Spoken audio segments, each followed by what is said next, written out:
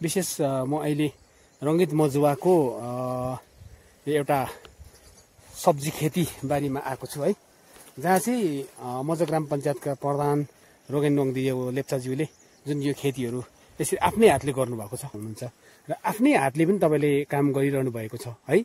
र सो सम्बन्धमा अलिकति केही जानकारी गराइदिनुहोस् कि यो खेती के कस्तो तरिकाले गर्नु हुँदैछ र के एउटा यो खेतीले के कस्तो फाइदा नोक्सान छ, सो अलिकति जानकारी गराइदिनुहोस्। नमस्कार र मेरो नाम रोगेन नोङदियो लेप्चा है। साथसाथमा म मजुवा ग्राम पञ्चायतको प्रधान पनि र विशेष गरी मजुवा ग्राम पञ्चायत क्षेत्रमा नै यो जुन चाहिँ एउटा नयाँ नौलो यो एक्जोटिङ भेजिटेबल्स है, करिबन 2 वर्ष चाहिँ भयो होला हामीले यो सुरु गरेको। अनि यो वर्ष चाहिँ अलिकति अब सबैले नै राम्रै अब क्वान्टिटीमा नै हामीले रोपेका छौँ है, बृहत रूपमा नै रोपेका छौँ। यहाँ मात्रै होइन, वारिपारि अन्य गाउँतिर पनि रोपेका छौँ। अनि यो एक्जोटिङ भेजिटेबल्समा चाहिँ हामीले किन यो रोप्यौँ भन्दाखेरि यो चाहिँ एकदमै यसको चाहिँ जुन चाहिँ बजारको यसको मूल्य चाहिँ एकदमै यसको रेट चाहिँ राम्रो रहेछ है। अनि हाम्रो कृषकहरूलाई यसले चाहिँ एकदमै राम्रो फाइदा दिने, यसले प्रफिटेबल भएकोले गर्दा चाहिँ यो एक्जोटिङ भेजिटेबल्सतर्फ चाहिँ हामी लागेका छौँ। र विशेष मजुवा ग्रामको यो कुन कुन क्षेत्रमा तपाईँहरूले अहिले गर्नु हुँदैछ? विशेष गरेर मजुवा ग्राम पञ्चायत क्षेत्रमा चाहिँ है, मजुवा प्रपर रङ्गित मजुवा क्षेत्र भयो है, अनि तपाईँको बतासे क्षेत्र भयो, भिडोङ क्षेत्र भयो है, ढाडगुङ क्षेत्र भयो र अन्य जग्गामा पनि अहिले जस्तो दङ्गिया साइटहरू भयो, अनि जस्तै यो जौबारी खपीडाँडा साइटहरू पनि अब सुरु गर्दैछ मान्छेहरूले बिस्तारैसँगले। हजुर, यो खेती गर्नुको निम्ति चाहिँ यो मल्चिङ गर्नै पर्ने के कस्तो छ अलिकति जानकारी गरिदिनुहोस्।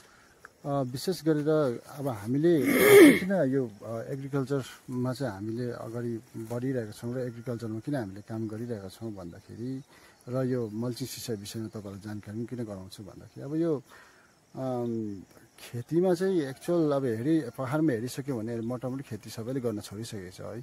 र खेती गर्दैन पनि मान्छेले अब खेती भन्ने कुरोमा अलिकति अब प्रफिट छैन, लस छ भन्ने एउटा मान्छेमा एउटा सोच बसिसकेको छ। तर अब त्यो चाहिँ के कारणले गर्दा छ भने धेरै कुरोमा हामीले अध्ययन गर्दा चाहिँ पायौँ कि यसमा अलिकति अब हामीले कतिपय कुरोहरू टेक्निकली कुरोहरूलाई सायद नअप्नाएर हो कि है। किनकि प्रायः जस्तो पहिलाको खेतीमा अब हामीले एउटा ट्रेडिसनल हिसाबले नै खेती गऱ्यौँ, त्यसमा ज्यादा नै मेन पावर लाग्ने भएकोले गर्दा ज्यादा नै अब मान्छेको टाइम गएकोले गर्दा चाहिँ मान्छेलाई सायद त्यो कुरोतिर पनि एउटा लसको चाहिँ एउटा अनुभव भयो। तर आज यो जुन चाहिँ एउटा नयाँ प्रकारले एउटा टेक्निकली कुरोले हामीले खेती गऱ्यो भने चाहिँ यो जस्तै मल्चिङ सिसा लगाएको कारण चाहिँ अब मल्चिङ सिसा लगायो भने एकदमै मल्चिङ सिसामा चाहिँ खेती राम्रो पनि हुँदो रहेछ। किन राम्रो हुँदछ भन्दाखेरि मल्चिङ सिसाले चाहिँ जति पनि कभर गरेको एरियालाई चाहिँ तपाईँको त्यो एरियामा झारपातहरू त्यति साह्रो नपलाउने है। अब झारपात पलाएन भने त्यो घरिघरि मान्छे गएर गोडिरहनु पर्ने, झारपात निकालिरहनु पर्ने आवश्यक पनि छैन। र एकपल्ट त्यो जग्गामा रोपिसक्यो भने बारी फिल्ड बनाइसकेपछि फेरि त्यो खेती जुनै पनि खेती होस्, चाहे हामीले चाइनिज क्याबेज लगाएको होस्, चाहे हामीले जुक्नी लगाएको होस्, चाहे जुनै पनि खेती लगाइसकेपछि त्यो मेच्योर भएर हामीले त्यसलाई हार्भेस्ट गरिसकेपछि फेरि त्यही जग्गामा नै अलिकति मलमिट्टी थपेर फेरि त्यही ठाउँमा हामीले नयाँ खेती गर्न सक्ने रहेछ। र यसले गर्दा चाहिँ हाम्रो टाइम पनि बाँच्यो, यसले र हाम्रो मेन पावर पनि बाँच्यो। र त्यसले गर्दाखेरि एउटा यो एक्जोटिङ भेजिटेबल्सको अलरेडी नै यसको मार्केटिङ पनि राम्रो छ, रेट पनि राम्रो भएकोले गर्दा एकदमै यो मल्चिङ सिसामा चाहिँ खेती सेफ्टी पनि छ भनौँ। फेरि पहाडमा के छ भने ज्यादा जस्तो एउटा रेनफल भएकोले गर्दाखेरि खेतीलाई धेरै अब नोक्सानी र ड्यामेजहरू हुने चान्सेस छ, कुनै चान्सेस छ। तर यो जुन चाहिँ मल्चिङ सिसा लागेको कारणले गर्दा यसले प्रोटेक्ट गर्ने गर्छ पानी, जति पनि परेको पानीहरूलाई। अब जस्तै ज्वरोमा यसको बोटमा गएर बस्नु पाउँदैन, त्यसले गर्दाखेरि यो बोटहरू कुनैहरू चान्सेसहरू हुँदैन। र यसले गर्दा मल्चिङ सिसा चाहिँ एकदमै राम्रो छ। विशेष यहाँनिर यो खेती गर्न सुरु गर्नुभयो तपाईँहरूले, र सुरु गर्नुको साथै तपाईँहरूले डिपार्टमेन्टहरूसँग पनि कतिवटा कनेक्ट गरेर कामहरू गरिरहनु भएको छ भन्ने कुरा सुन्यो। र साथमा तपाईँले अघिल्लो वर्षहरूमा नै यहाँनिर धेरैवटा पोली हाउसहरू पनि कृषकहरूलाई प्रदान गरिसक्नु भएको छ। र सो कृषकहरूले के कस्तो कामहरू गरिरहेको छ? विशेष गरी अब भन्नुपर्दा चाहिँ के हो भन्दाखेरि अब हामीले मजो ग्राम पञ्चायत क्षेत्र अब धेरै नै क्षेत्रफलमा ठुलो छ है। यहाँका अब ज्यादा जस्तो मेजोरिटीमा अब मान्छेहरू एग्रिकल्चरमा डिपेन्डेन्ट भएकोले गर्दा अनि साथसाथै हाम्रो जग्गा चाहिँ अब आफ्नै खुदको खासमल हो। यहाँ न त फरेस्ट एरिया छ न त टी गार्डनहरू छ र यो एरिया एकदमै ठुलो क्षेत्रफल हो र यसमा चाहिँ हामीले हाम्रो क्षेत्रमा चाहिँ अब खेती एकदमै राम्रोसँगले हुने जग्गाहरू हो।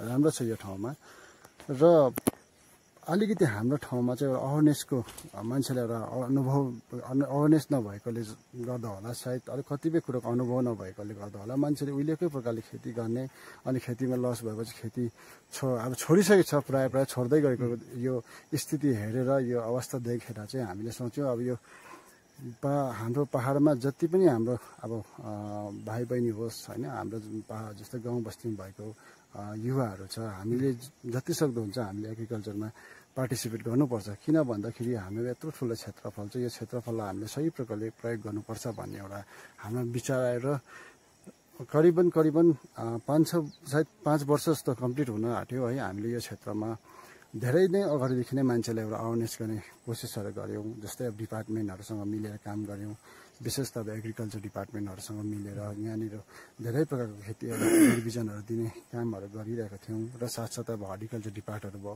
हर्टिकल्चर डिपार्टहरूसँग पनि अब भन्दाखेरि हर्टिकल्चर डिपार्टहरू भन्ने पनि हाम्रो मान्छेलाई अब त्यति साह्रो अनुभव थिएन, यो कुरोकोमा ज्ञान थिएन। हामीले हर्टिकल्चर डिपार्टमेन्टहरू लिएर अवेरनेस प्रोग्रामहरू गरेर है यहाँनिर धेरै तपाईँले देख्न सक्नुहुनेछ मजो ग्राम पञ्चायत क्षेत्रमा अहिले यहाँदेखि लिएर तल दङ्गियासम्म नै यो वार्ड नम्बर 3 देखि लिएर तल दङ्गिया वार्ड नम्बर 5 सम्म नै पोलियो हाउसहरू छ। पोलियो हाउसहरू हामीले दियौँ है, मान्छेलाई पोलियो हाउसभित्र कसरी खेती गर्नुपर्ने त्यो बारेमा जानकारी गरायौँ।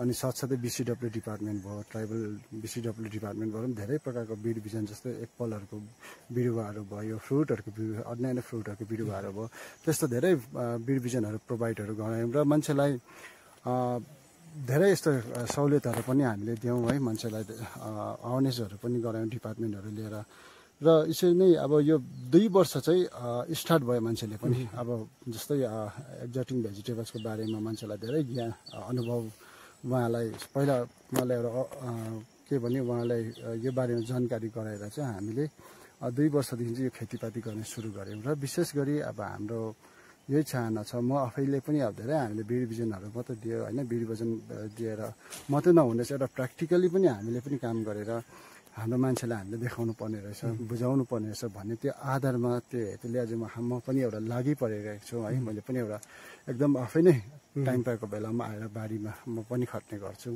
र योपालि चाहिँ मैले पनि साल चाहिँ एउटा ट्रायल बेसिसमा कम्तीमा हामीले प्रोडक्सन गऱ्यौँ, राम्रै भयो। योपालि चाहिँ एकदम अलिकति अब लार्ज क्वान्टिटीमै लगाएका छौँ।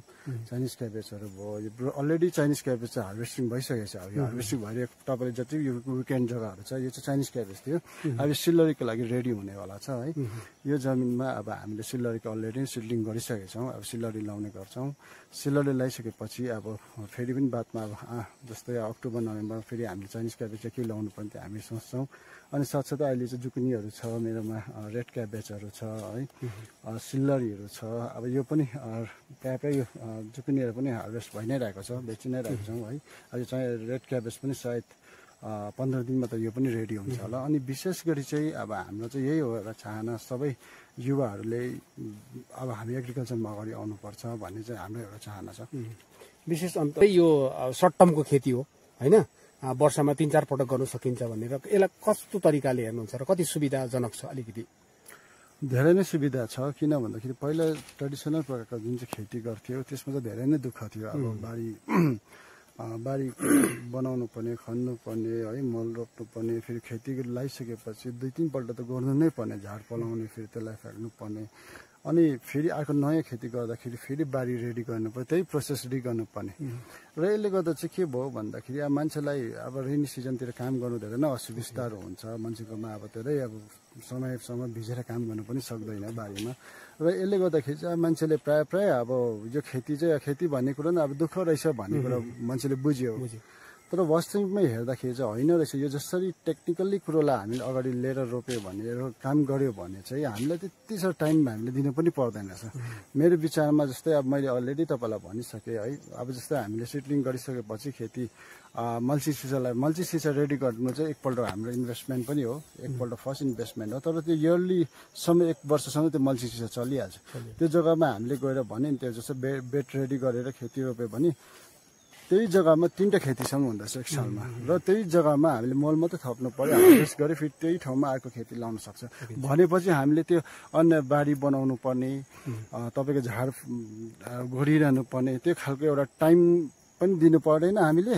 साथसाथै हामीले अब त्यसमा हामीलाई त्यति साह्रो अब लस पनि छैन भनौँ न, किनकि हामीले त्यही जग्गामा 3टा खेती भइहाल्छ। एकपल्ट बारी बनाएकोले, एकपल्ट त इन्भेस्ट गरेकोले तीनटा प्रोडक्सन त अलरेडी राम्रोसँगले हुँदो रहेछ। भनेपछि एकदमै अलिकति समय पनि बाँच्यो, आफ्नो मेहनत पनि बाँच्यो। हजुर, प्रायः सुनिन्छ जैविक रूपमा भइरहेको छ है। र के भविष्यमा के सोच्नु भएको छ र युवाहरूलाई के एउटा सूचना दिनुहुन्छ अलिकति? युवाहरूलाई चाहिँ म के भन्न चाहन्छु भन्दाखेरि हाम्रो चाहिँ पहिलादेखि नै एउटा अडान हो, हामी सबैभन्दा पहिला हामी एग्रिकल्चर अगाडि बढाउनुपर्छ भन्ने। किन भन्दाखेरि एग्रिकल्चर चाहिँ एउटा हाम्रो बस्ती एरियाको, हाम्रो जसको जग्गा जमिन छ, जसको माटो छ होइन, हामीलाई चाहिँ यो नै एउटा ठुलो अपर्च्युनिटी पनि हो। किन भन्दाखेरि अब दिनदिनै अहिले खेतीपाती एउटा जुन चाहिँ अर्ग्यानिक खेतीपातीको डिमान्ड धेरै नै ज्यादा भएको जस्तो हामीलाई लाग्छ। तर अब यो अर्ग्यानिक खेतीपाती चाहिँ हामीले गरेको छैनौँ है। अब गरेको हाम्रोमा अलरेडी गाउँ बस्तीमा अर्ग्यानिक खेती भए तापनि अब यसलाई हामीले सर्टिफाई गर्न सकेको छैनौँ, प्रमाण दिन सकेका छैनौँ है। र विशेष चाहिँ अर्को उद्देश्य चाहिँ के हो भन्दाखेरि अब खेतीपातीबाट नै सबै कुरो हुँदो रहेछ भन्ने हामीलाई अनुभव भयो। जस्तै अहिलेको भाइ बहिनीहरू अब पढेको सबैजना नोकरी कोही पछि पढिरहेको हुन्छ, बिचरा नोकरीको लागि खोजिरहेको हुन्छ। तर अब अहिलेको समयमा एउटा गभर्मेन्ट जब पाउनु पनि साह्रै छ, धेरै नै अब टफ छ होइन, कम्पिटिसन एकदम टफ भएकोले गर्दा एकदमै चान्सेस कम्ती छ। तर मेरो विचारमा चाहिँ अब हामीले चाहिँ अब नोकरी मात्रै होइन, एउटा सेल्फ डिपेन्डेन्ट हामीले एउटा केही इन्टरप्रेनरहरू पनि हामी हुनुपर्छ गाउँ बस्तीबाट पनि। जस्तै अब उदाहरणको रूपमा मैले धेरै जग्गा एप्पल, आरुचार, फ्रुटहरू पनि ल्याएको छु है। त्यो चाहिँ किन ल्याएको भन्दाखेरि अब यो फ्रुट आरुचारहरूको चाहिँ इन फ्युचर योपालिदेखि फल्न पनि सुरु भइसकेको छ। अब यस्तै प्रकारले आरुचार लार्ज प्रोडक्सन हामीले गर्न सक्यौँ भने हाम्रै जग्गामा हामीले साना जुसहरूको भयो या त जामहरूको भयो, हामीले एउटा साना एउटा फ्याक्ट्री होस् या त हाम्रो इन्टरप्रेनर भाइ बहिनीले त्यस्तो खालको काम अब गर्न सक्छ होइन। एउटा बिजनेसपट्टि हाम्रो भाइ बहिनी जान सक्छ। अन्य धेरै पनि माध्यमहरू छ, जस्तै अब अन्य फ्रुटहरू भयो, धेरै प्रकारको जस्तो आलुहरू भयो, यसलाई चिप्सहरू बनाउने त्यस्तो प्रकारको चाहिँ एउटा काम कुरो भाइ बहिनीले गर्यो भने चाहिँ सायद मलाई लाग्छ यसले भाइ बहिनी पनि बाहिर जान पनि पर्दैन। र साथसाथै यो जति पनि एक्जोटिक भेजिटेबल्सको अब डिमान्ड धेरै नै बाहिर पनि छ, र अर्ग्यानिकको एकदमै डिमान्ड भएकोले गर्दा यो जग्गाको सबै मान्छेहरू मिलेर हामीले एकसाथ भएर